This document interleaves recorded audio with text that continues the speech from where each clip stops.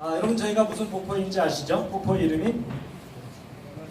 이제 보통 나이아가라라고 많이 대답을 하시는데 이구아수 폭포입니다. 남미에 있는.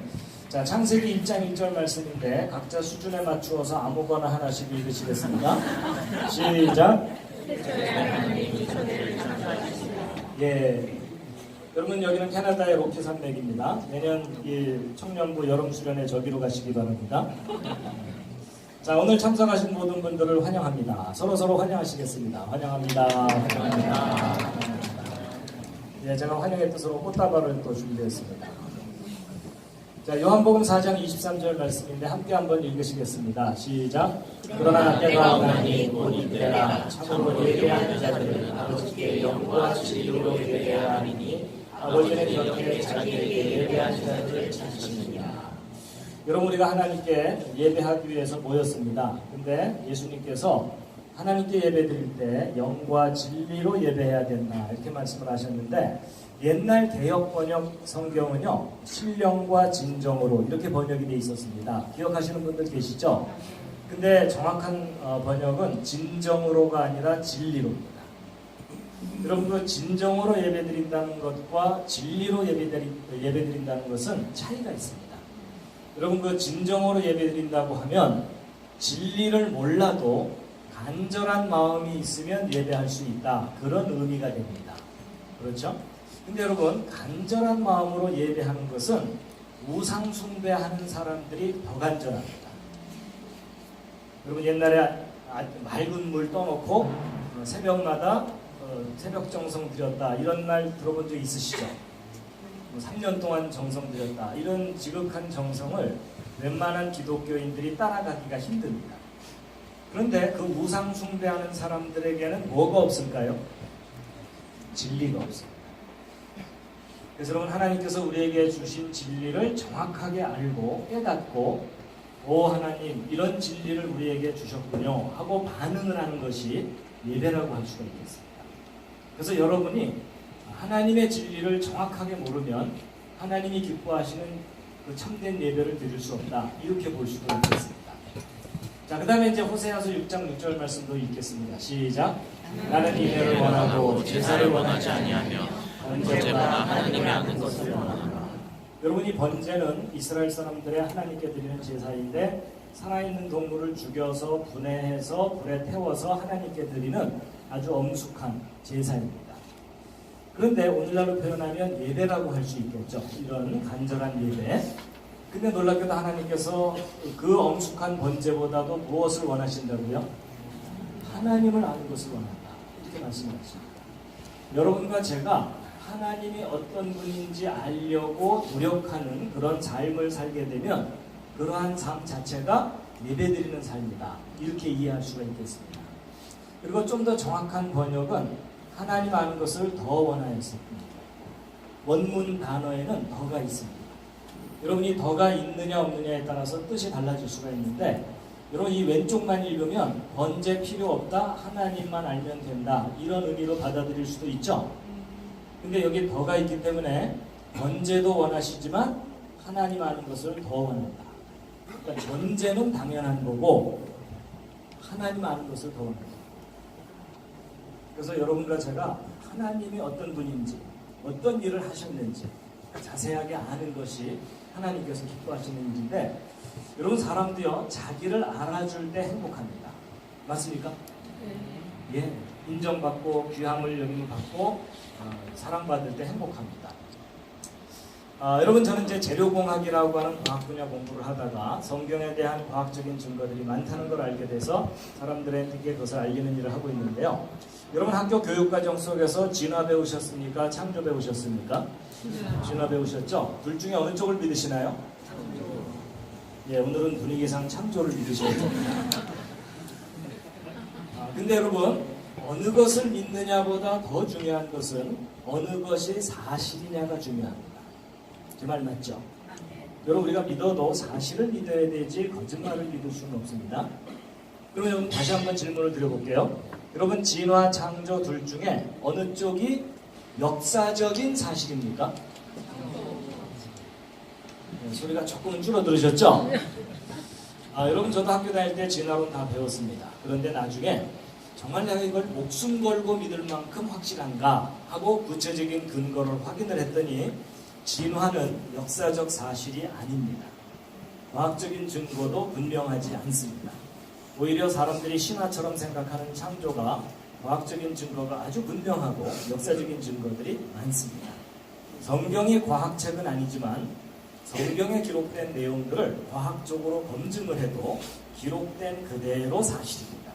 그래서 이런 증거들을 모아서 제가 대학에서 강의도 하고 또 이런 기회가 있으면 알리고 있습니다. 그래서 대략 한 20개 이상의 내용으로 정리를 했는데 오늘 이 중에 한 주제를 소개를 해드리려고 하는 겁니다. 그렇지만 이제 처음 들으시는 분들을 위해서 어떤 주제들이 있는지 간단하게 소개를 해드리고 오늘의 주제를 말씀드릴 텐데요. 첫 번째 주제는 진화론이 왜 잘못된 것인지 창조의 증거가 무엇인지를 확인시켜드리는 가장 기초적이고 중요한 내용이고요. 두 번째는 전 지구를 덮었던 하나님의 홍수 심판에 대한 과학적인 증거, 역사적인 증거들을 자세하게 확인시켜드리는 거고, 그 다음에 여기 그랜드 캐니언의 비밀은 뭐냐면 미국에 있는 아주 큰 계곡인데 관광지입니다. 혹시 다녀오신 분 계시죠? 다녀오신 분 계십니까? 예, 몇 분 계시네요. 여러분 이 계곡은 얼마나 크냐면 이 계곡의 깊이가 1km가 넘고 이 계곡의 길이가 450km. 여러분 이럴 때 약간 놀라는 표정을 좀 하셔야 돼요. 450km면은 남한만한 크기의 계곡. 이제 좀 느낌이 오시나요? 예. 그럼 우리나라가 남의 나라 계곡만 합니다. 근데 여러분 학교에서 배울 때 여기 쌓인 이 흙들이 3억 년 동안 쌓였다고 배우거든요. 거짓말입니다. 그럼 여기 쌓여있는 이 엄청난 이 흙더미들이 바로 성경에 기록된 하나님의 홍수 심판 때 1년 만에 쌓인 겁니다. 그걸 뒷받침하는 지질학적 증거들을 자세하게 확인시켜드리는 거예요. 그 다음에 이제 한자.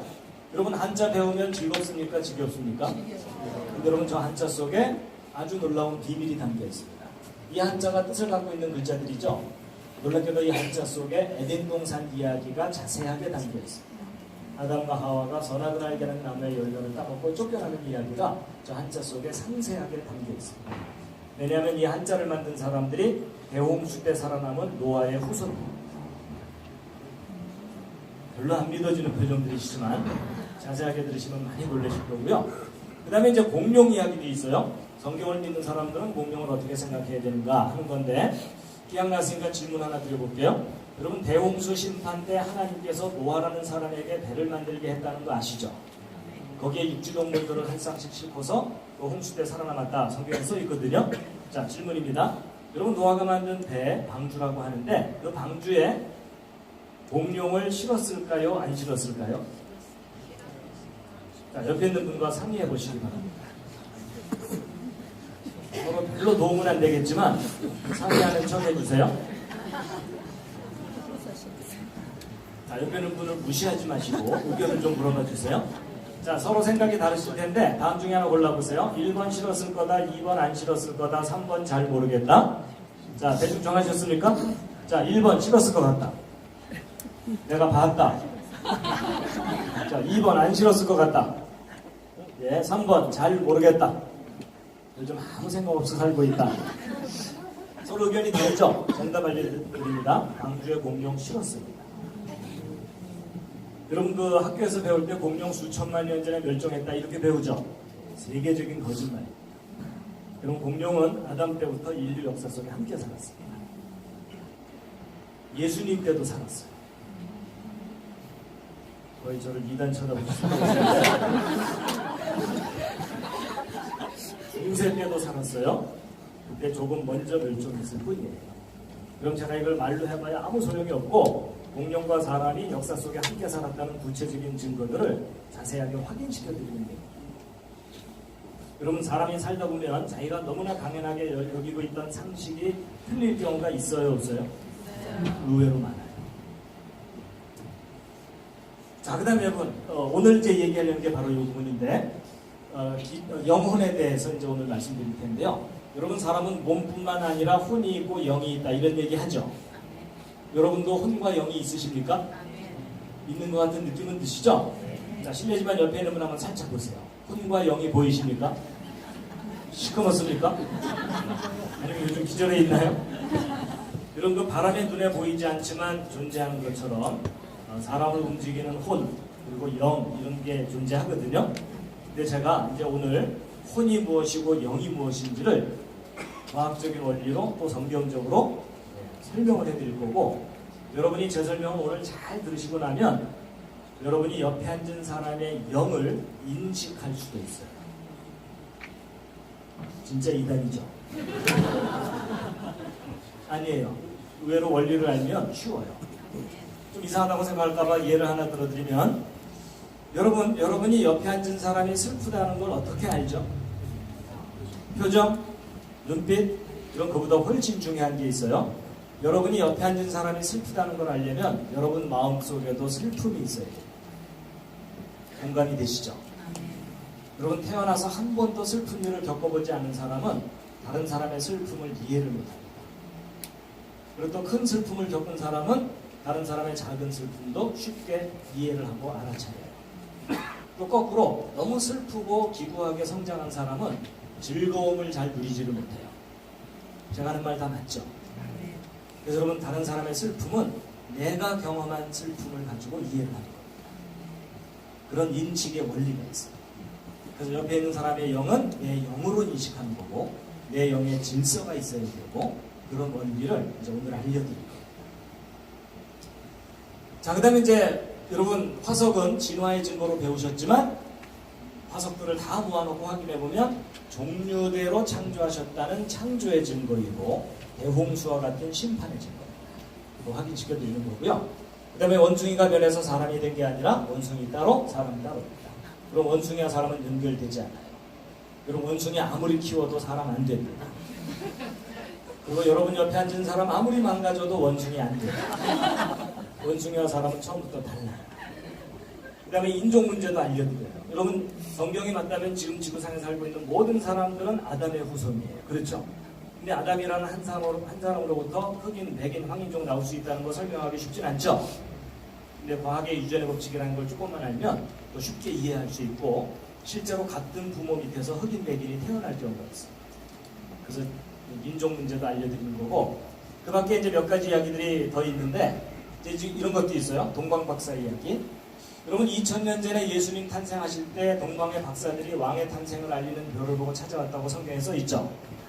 근데 그 별이 무슨 별인지 알아냈어요. 야, 이게 또 무슨 엉뚱한 얘기인가 이런 생각이 들까봐 제가 잠깐 그게 어떻게 가능한지 좀 보여드리면